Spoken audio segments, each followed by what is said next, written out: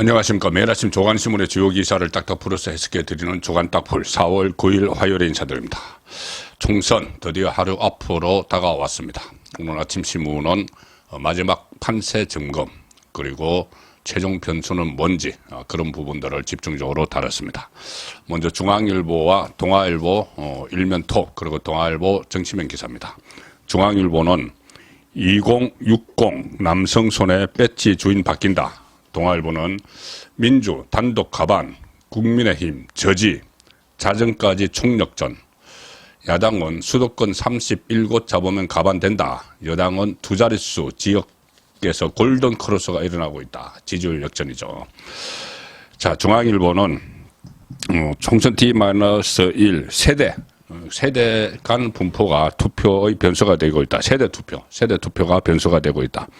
대선 때 윤석열 대통령에게 전폭 지지한 세대가 20대 남성이 많았는데 아직까지 지지 후보를 못 정했다. 46%가 있다는 것이고 60대 남성은 여당 지지 44%, 야당 지지 39%로 팽팽하다. 주로 이 60대 이후는 여당 우파 성향이 강하죠. 그런데 지금은 44대 39 이렇게 조사가 됐다고 합니다. 60대 이상은 또 투표율도 상당히 높기 때문에 변수가 되고 있습니다.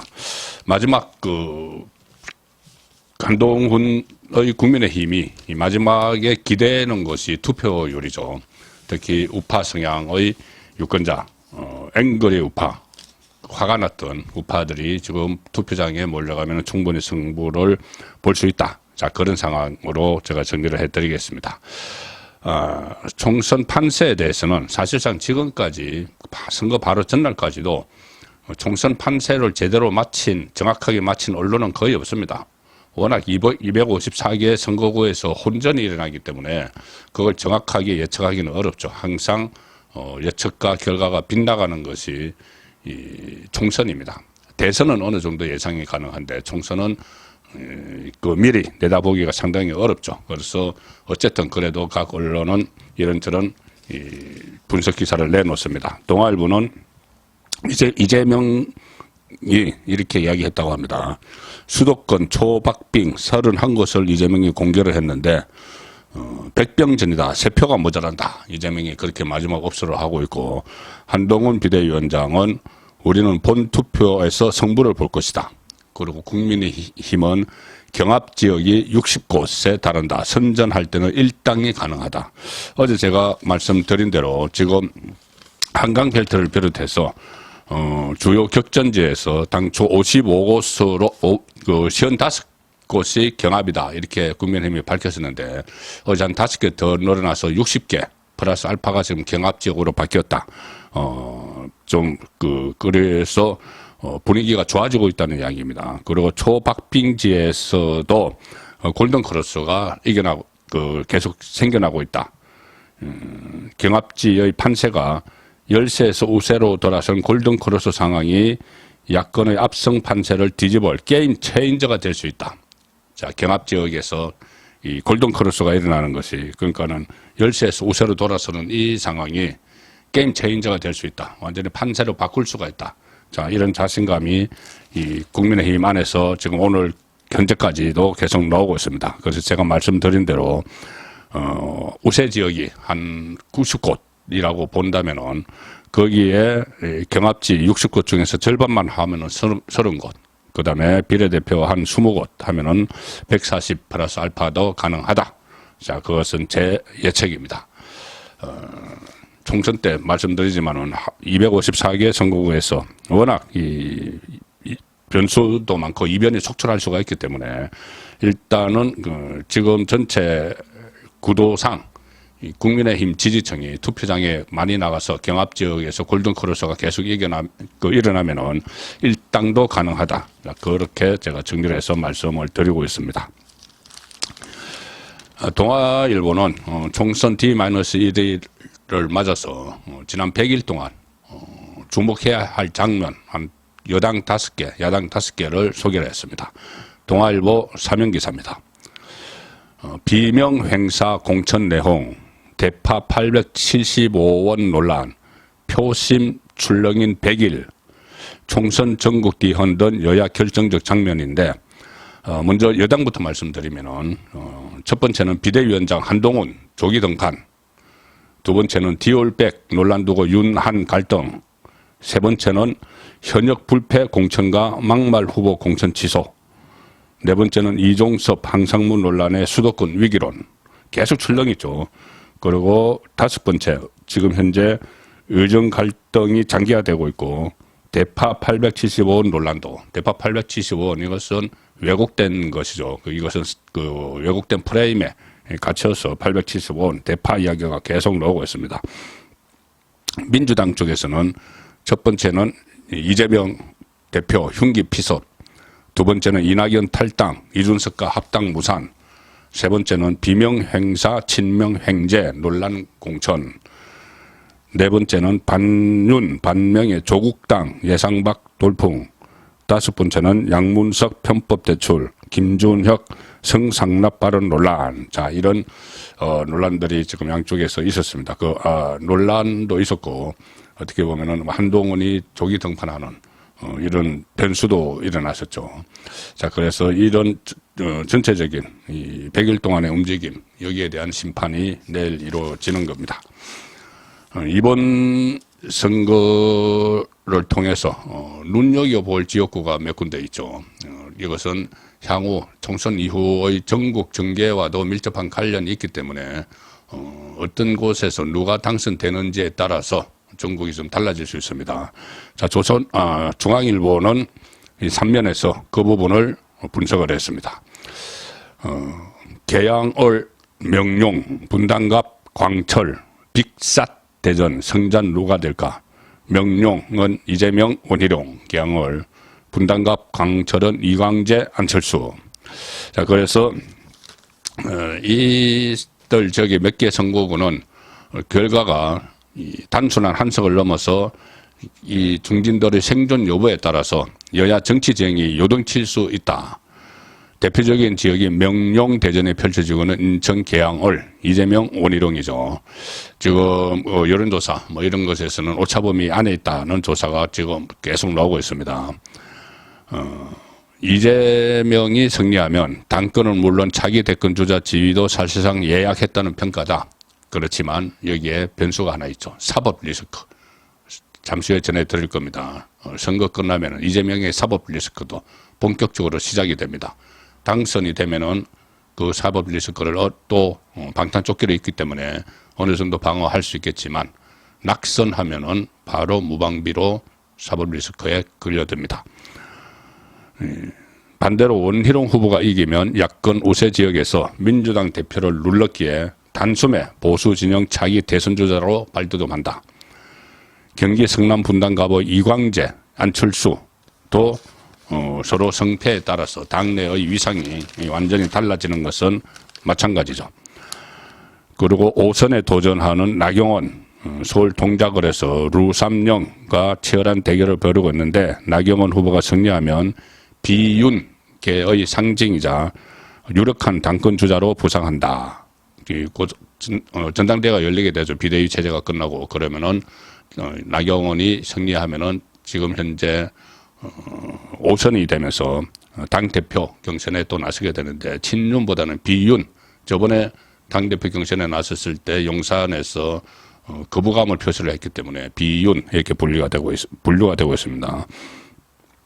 그 다음에 대통령실이 위치한 서울 용산에서 5선 배치에 도전하는 권영세, 그리고 충남 공주 부여 청양에서 6선에 도전하는 정진석, 이 사람들은 당선이 되면은 6선이 되면은 만약에 국민의힘이 과반을 차지하면은 차기 국회의장으로 유력해지죠. 그리고 석연찮게 당 대표를 내려놓은 김기현 울산 남월에서 당선될지 여부, 또 권성동이 강원 강릉에서 5선 고지를 밟을지 이런 부분도 관심의 대상이 되고 있습니다. 민주당에서도 5선 추미애 강진을에서만 5선을 했는데 경기 하남갑에서 친윤 핵심 이용 국민의힘 후보와 맞붙어 지금 6선을 노리고 있죠. 만약에 이 야권이 승리를 하면은 국회의장 후보군으로 추미애 후보 이름이 오르내리고 있습니다. 친명자장으로 자리매김했던 정성호 경기 동두천 양조 영천갑에서 5선에 도전을 하고 81세의 나이에 공천을 받은 박지원 해남 완도 진도에서 또 5선 고지를 넘보고 있습니다. 김두관, 김태호, 경남 양산을 전직 경남도지사 두 사람의 대결도 빅매치죠.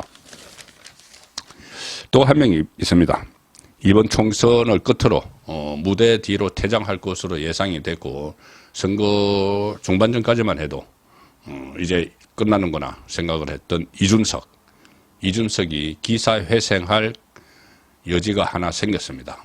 왜냐하면 그 지역에 출마한 그 민주당 후보가 상당히 유력한 주자고 지금도 마찬가지지만 공용훈 이 아들에게 제대하기 전에 30억짜리 부동산을 안겨준 그 공용훈 파동 때문에 그 어부지리를 지금 이준석이 조금씩 보고 있습니다. 국민의힘에서 이 문제를 집중적으로 제기를 했는데 이준석이 그 중간에서 어부지리를 보고 있죠. 지지율이 좀 올라가고 있습니다. 그런데 이 상황에서 이준석의 부모가 또 유세차에 올라탔습니다. 자, 조선일보 오명기사입니다. 상승세 이준석 부모까지 나서서 막판 총력전. 자, 부모 얼굴도 있죠, 사진에. 경남 하성을에서 동반 유세를 했는데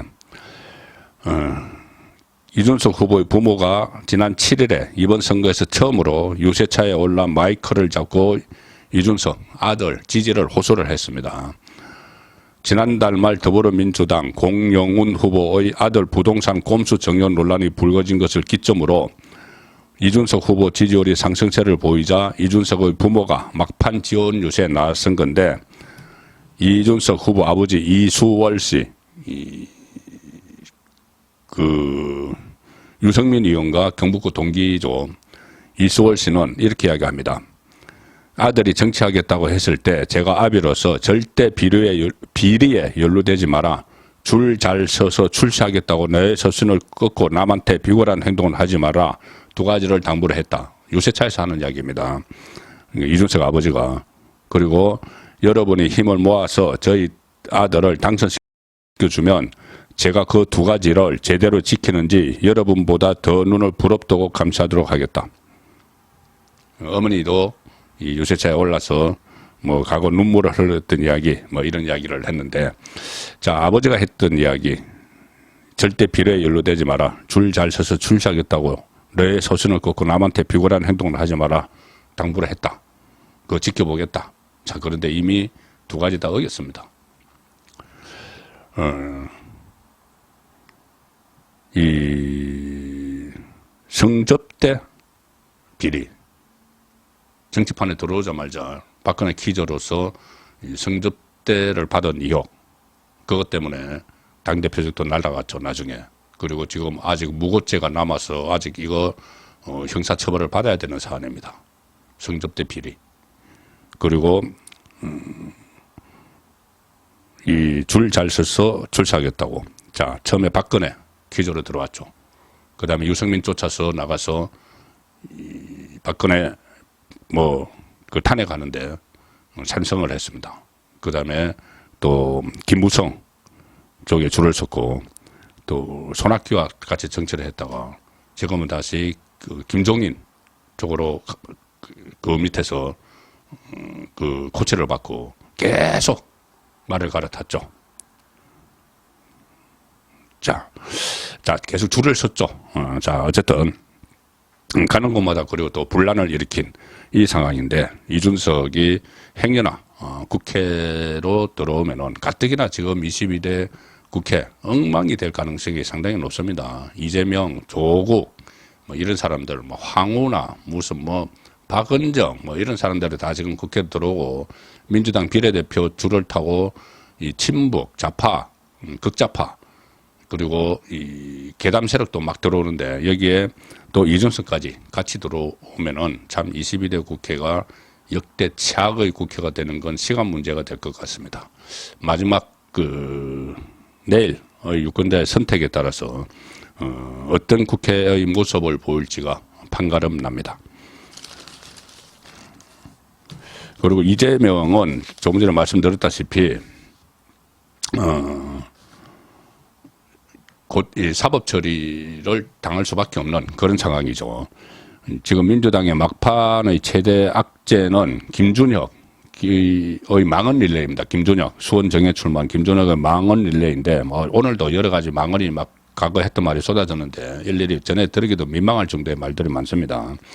그 중에서 미 군정 시절에 장교들에게 김한란 이대 총장이 이대생들을 성상납했다, 이런 이야기를 했죠.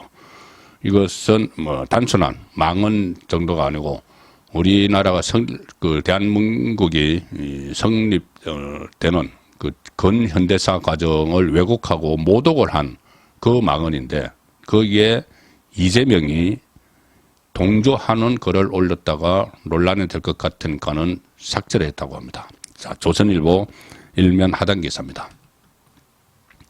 이대 성상납 주장에 이재명 진실 글 썼다가 삭제했다. 이재명이 8일 김준혁 경기 수원정 후보의 이화여대생 미군 성상납 발언 논란과 관련해서 역사적 진실에 눈 감지 말아야 한다, 이런 글을 썼다가 삭제를 했다. 그동안 이 논란에 침묵해온 이재명이 사실상 처음 입장을 밝힌 거다.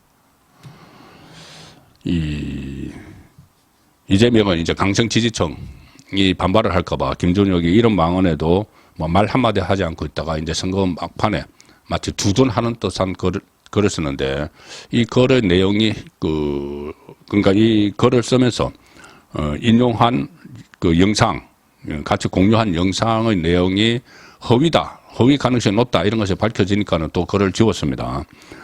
자신의 유튜브 계정에 역사적 진실에 눈 감지 말아야 한다, 이런 글 내용과 같이 함께 영상을 하나 공유를 했는데, 그 영상은 김준혁 논란의 대반전, 나의 이모는 김한란의 제물로 미군에 바쳐졌다는 정은 터졌다, 이런 영상인데, 이 영상에 자신을 이대 출신이라고 주장한 여성 10여 명이 김한란의 친일 반여성 행위를 심판하자 김준혁 후보와 민주당은 잘못 없다고 주장한 기자회견에 담겼는데, 이것을 주재한 쪽이 완전히 극좌파 세력이었다는 겁니다. 이 기자회견에서 고은강순, 이름이 고은강순입니다. 고은강순 씨는 어렸을 적 가족 앨범에서 이모가 잔디밭에서 미군과 함께 앉아있는 사진을 봤다. 그 옆에 이모뿐 아니라 여대생들이 미군들과 커플이 돼서 이미 집단 미팅을 하는 것 같은 그런 사진이었다, 막 이런 글을 썼는데, 그런데 이 고은강수란이라는 사람은 민주당 전신인 열린우리당 중앙위원을 지냈고, 지난 대선을 앞둔 그 2021년에는 자신의 페이스북에 윤석열 대통령을 향해 떡여라, 용감하더라, 그러니 줄리랑 사는 거겠지, 이런 수준 이하의 글들을 막 올린 사람입니다. 이 사람이 이 엉터리 같은 주장을 했는데, 그 주장을 그대로 영상을 이재명이 자기 SNS에 공유를 하고 이거 진실이다, 이렇게 썼다가, 이게 이 주최 측이 원래 극좌파 쪽이었고, 그리고 이 영상을 올린 이것도 허무맹랑한 허위일 가능성이 높다는 지적이 나오니 또 삭제를 했습니다. 자, 이렇게 후왕장황하는 이재명, 선거 끝나면은 관심의 초점은 조국 구속, 그리고 이재명 구속이겠죠. 조국은 뭐 대법원 확정 판결 나오면 바로 구속되는 거고, 이재명은 지금 하나 검찰이 들고 있는 게 있습니다. 대북 송금이죠. 이재명 북한 방문을 위해서 김성태 쌍방울 전 회장이 북한에 800만 달러를 보냈다는 거. 자, 그 사건이 아직 검찰이 들고 있기 때문에 선거 끝나면은 바로 영장 청구할 가능성이 높은데, 그럴 가능성을 더욱더 높여주는 재판이 하나 있습니다. 이화영 재판이죠. 자, 조선일보 사이명 기사입니다. 대북 송금 이화영에 징역 15년, 벌금 10억 구형. 검찰은 경기도 쌍방울간 유착, 북에 100억 건넨 후진적 범죄다. 검찰이 쌍방울 그룹을 800만 달러 불법 대북 송금에 관여하고 쌍방울에서 수억 원대 뇌물을 받은 혐의를 받는 이화영 전 경기도 평화부지사. 원래 그 이해찬 보좌관 출신인데 이해찬이 이재명에게 보낸 사람이죠. 에게 징역 15년을 구형을 했다. 지난 2022년 10월 기소 이후 1년 6개월 만에 재판이 마무리됐다. 1심 판결은 오는 6월 7일 이뤄진다. 6월 7일에 1심 판결이 나오면 이 판결문은 그대로 이재명의 판결문이나 마찬가지가 되는 겁니다. 이하영은 이재명 민주당 대표가 경기도지사이던 2019년 도지사 방북 비용 300만 달러, 북한 스마트팜 사업 비용 500만 달러를 쌍방울에 대신 북한 측에 내게 한 혐의. 이화영은 작년 6월 검찰 조사에서 쌍방울이 북한에 돈을 대납했다. 그 이재명에게 보고했다. 이렇게 진술을 했었죠. 그런데 그 다음에 재판에서 이 법정에서 그 부인이 나타나서 백모세가 나타나서 남편을 향해서 정신 차려라 막 고함을 그때 막 질러댔죠. 그리고 변호인들이 잇따라 사임을 하면서 재판이 계속 공전을 했고 법관 기피 신청도 내고 막 지연시키고 했는데 나중에는 검찰의 해유와 압박에 의한 허위 진술을 했다. 이렇게 입장을 번복했지만 이미 변호사 입회하에 검찰에서 진술을 했기 때문에 이재명에게 보고를 했다고 이재명이 거기서 빠져나갈 수는 없습니다. 그래서 이재명의 구속영장 청구 총선 끝나면은 임박했다. 총선 이후 전국은 조국 이재명 구속 전국이 될 가능성이 상당히 높습니다. 선거 결과에 따라서 이것이 좀 무뎌지거나 뒤로 늦춰지거나 아니면 지금 당장 시행되거나 그 둘 중에 하나가 되겠죠. 어느 것이 이 정의를 실현하는 길인지는 뻔한 답이 보입니다. 조간땅풀이었습니다.